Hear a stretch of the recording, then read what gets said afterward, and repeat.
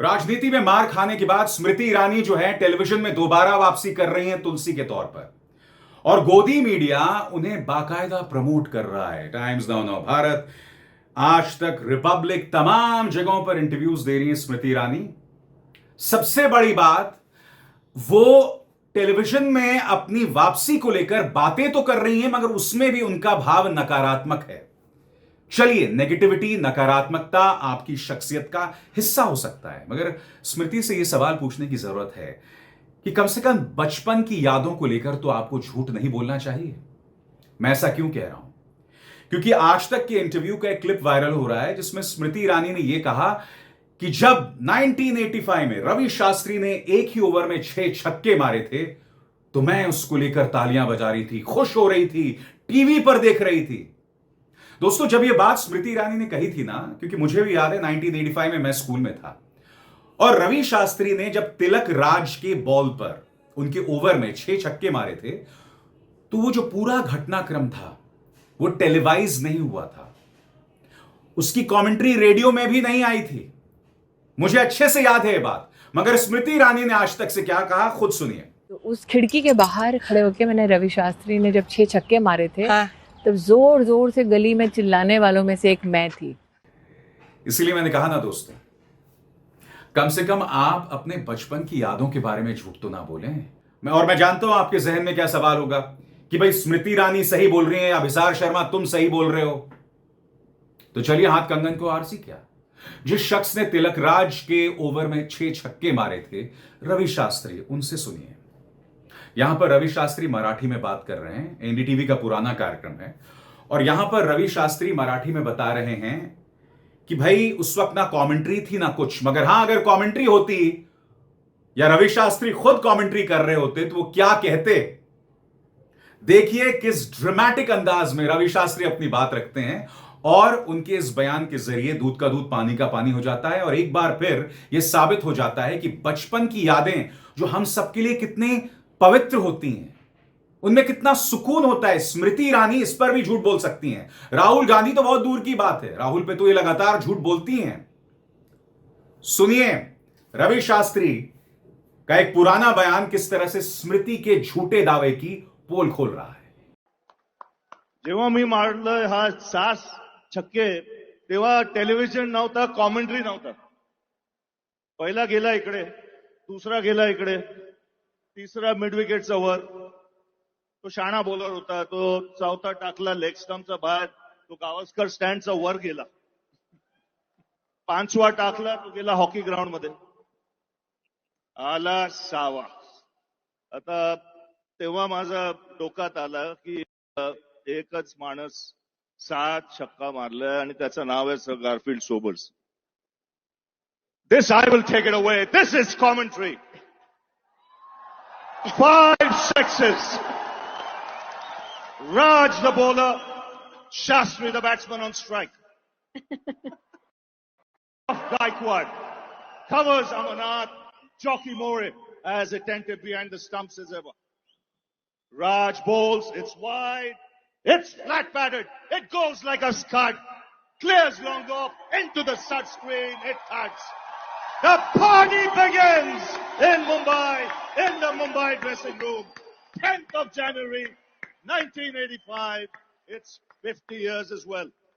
तो जैसे मैंने कहा ना स्मृति जी, कम से कम बचपन की यादों पर तो झूठ मत बोलिए।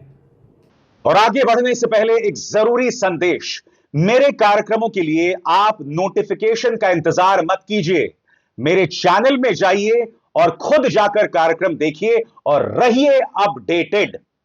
और हां, ज्वाइन कीजिए मेरा चैनल, देखिए यह जरूरी संदेश। स्वतंत्र और आजाद पत्रकारिता का समर्थन कीजिए, सच में मेरा साथी बनिए। बहुत आसान है दोस्तों, इस ज्वाइन बटन को दबाइए और आपके सामने आएंगे ये 3 विकल्प, इनमें से एक चुनिए और सच के इस सफर में मेरा साथी बनिए।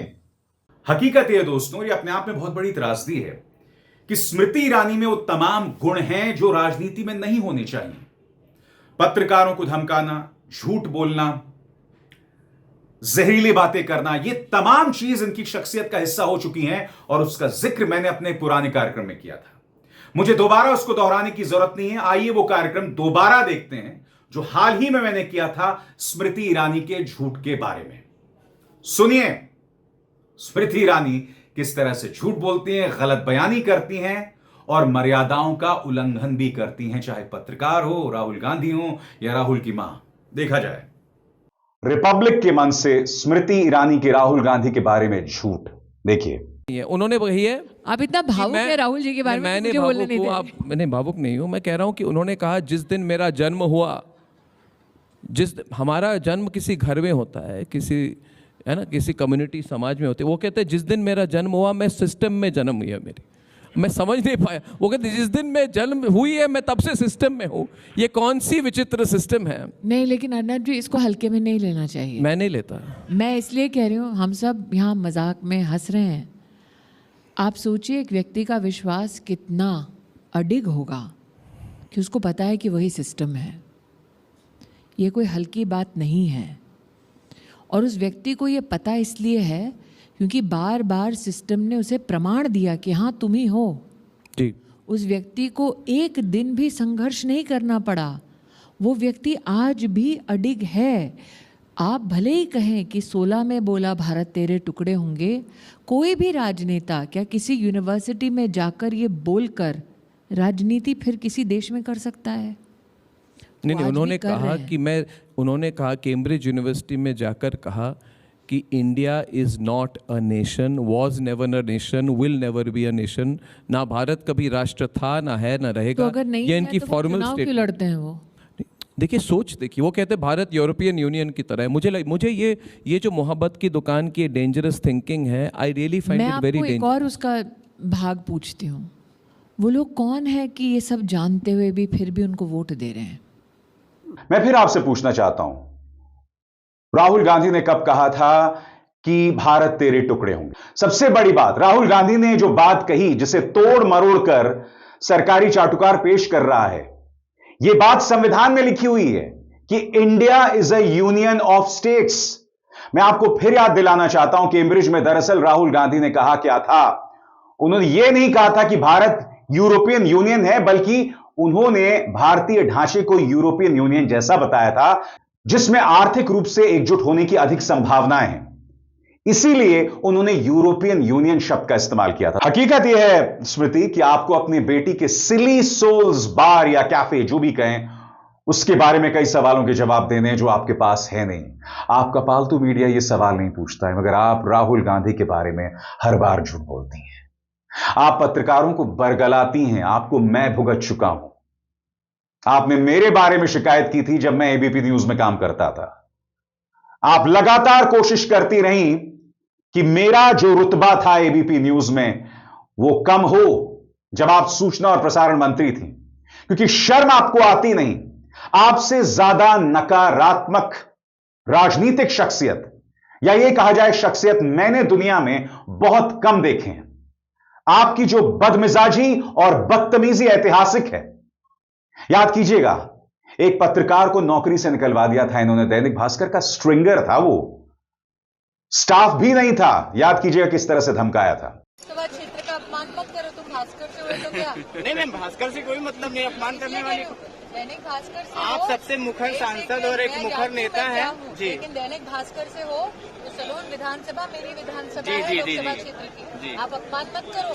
जी, लेकिन मैम अगर आप इस क्षेत्र में आई हैं तो मेरे फिर क्षेत्र के दो लोगों शब्द का बोल दिया अपमान दीदी, मत करिए। दो शब्द बोल नहीं दिया। मैम आप बोल दीजिए दो शब्द। मैं लाओ यार। क्षेत्र का अपमान कर दे पत्रकार होते हुए। नहीं, नहीं, नहीं, आपके क्षेत्र का अपमान नहीं हो रहा, लेकिन आप पहली बार ऐसा कर रही हैं तो इसलिए आपसे मैं कह रहा हूँ।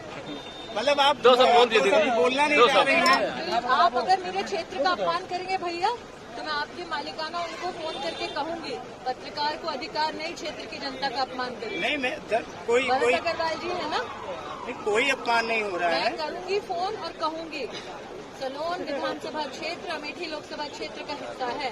जी, मेरी जी। क्षेत्र की जनता का अपमान मत करिए। आप होंगे बड़े रिपोर्टर, लेकिन आपको जनता का अपमान करने का अधिकार नहीं। दीदी आइंदा तो मेरे क्षेत्र की जनता का अपमान मत हम कीजिएगा। लोग दो शब्द बोलने के लिए भैया आगे से मेरी क्षेत्र की जनता का अपमान मत करिएगा। बहुत प्यार से निवेदन कर रही हूँ, वरना मैं तो नहीं। और एक बात राहुल गांधी के बारे में झूठ बोलने की बात, तो चलिए एक एक करके वो सारे झूठ दोबारा मैं आपके सामने पेश करना चाहता हूं। सबसे पहले, राहुल गांधी ने विवेकानंद के सामने सिर नहीं झुकाया भारत जोड़ो यात्रा के दौरान। झूठ नंबर 1, देखा जाए। आज मैं पूछना चाहती हूं कांग्रेस पार्टी से, आप कहते हैं आप यात्रा कर रहे हैं भारत को जोड़ने की। अरे अगर कन्याकुमारी से चले तो कम से कम इतनी निर्लज्जता तो ना दिखाते, स्वामी विवेकानंद जी को प्रणाम कर कर तो बताते, लेकिन वो भी राहुल गांधी को स्वीकार नहीं। दूसरा बयान, राहुल गांधी ने यह कहा कि आइए भारत में और भारत की महिलाओं का बलात्कार कीजिए। सरासर गलत, राहुल ने ऐसा नहीं कहा था, मगर देखिए किस तरह से संसद के अंदर खड़े होकर मोहतरमा झूठ बोल रही थी। क्लैरियन कॉल देता हो कि हिंदुस्तान की महिलाओं का बलात्कार होना चाहिए। ये राष्ट्र के इतिहास में पहली बार हुआ है जो कांग्रेस पार्टी का नेता रेप जैसे संगीन जुर्म को पॉलिटिकल मॉकरी का हिस्सा बनाता हो। ये राष्ट्र के इतिहास में पहली बार हुआ है कि गांधी खानदान का एक बेटा सरेआम कहता हो आओ हिंदुस्तान में बलात्कार करो। आज मैं अध्यक्ष जी आपसे पूछना चाहती हूं, इस सदन के नेता है राहुल गांधी, इस सदन के सांसद हैं, क्या राहुल गांधी का ये वक्तव्य है कि हिंदुस्तान में हर पुरुष महिला का बलात्कार करना चाहता है? क्या राहुल गांधी का ये वक्तव्य है, संदेश है देश की जनता को कि वो सार्वजनिक आह्वान करते हैं कि देश की महिलाओं का बलात्कार होना चाहिए? अध्यक्ष जी, आज ये मात्र इस सदन की महिला और पुरुष सांसदों की गरिमा की बात नहीं है। इस सदन का एक सदस्य पहली बार ये हिमाकत कर रहा है कि हिंदुस्तान की औरतों के बारे में उनका बलात्कार होना चाहिए, ऐसे शब्द उसके मुंह से निकल रहे हैं। हिंदुस्तान की किसी महिला से फिर यह भी मत भूलिए, यह भी कहा था कि राहुल गांधी ने भारतीय जनता पार्टी की महिला सांसदों को फ्लाइंग किस दिया था। खुद लोकसभा ने कहा था ऐसा कुछ नहीं हुआ है, मगर मोहतरमा इस बारे में भी झूठ बोल रही है। इसलिए मैंने कहा कि स्मृति का जो ऑब्सेशन है ना राहुल के साथ, वो अनहेल्दी है। स्मृति जिस तरह से राहुल गांधी पर फोकस्ड हैं, फिक्सेटेड हैं, यह बहुत ही शर्मनाक है। और याद कीजिएगा किस तरह से राहुल की मां के बारे में किस तरह से उनका अपमान किया था, देखा जाए। माफी मांगो सोनिया गांधी आदिवासियों से, माफी मांगो औरतों से, माफी मांगो गरीब। और इस सब के बावजूद क्या राहुल गांधी ने कभी उनका जवाब दिया? इनफैक्ट जब वो अमेठी चुनाव हार गई थी, तब राहुल गांधी ने अपने समर्थकों से यह अपील की थी कि स्मृति पर प्रहार मत कीजिए। मुश्किल वक्त में ही एक व्यक्ति के चरित्र के बारे में पता चलता है। उन्होंने अपील की थी, मगर स्मृति क्या कर रही हैं? आज भी राहुल के बारे में झूठ बोल रही हैं। और सबसे बड़ी बात, एनडीटीवी पर दिखाई दी, टाइम्स नाउ भारत पर दिखाई दी, इसके अलावा रिपब्लिक, आज तक, सब मैं आपको दिखा रहा हूं। यानी कि पूरी कोशिश की जा रही है स्मृति ईरानी को दोबारा पटरी पर लाने के लिए। मगर हकीकत यह है कि स्मृति ईरानी है निहायत ही नकारात्मक शख्सियत। अगर आप पटरी पर आ भी गई तो आप राजनीति में कोई बहुत अच्छा खासा योगदान नहीं करेंगे। और अब स्मृति ईरानी बचपन की एक याद पे भी झूठ बोल रही हैं।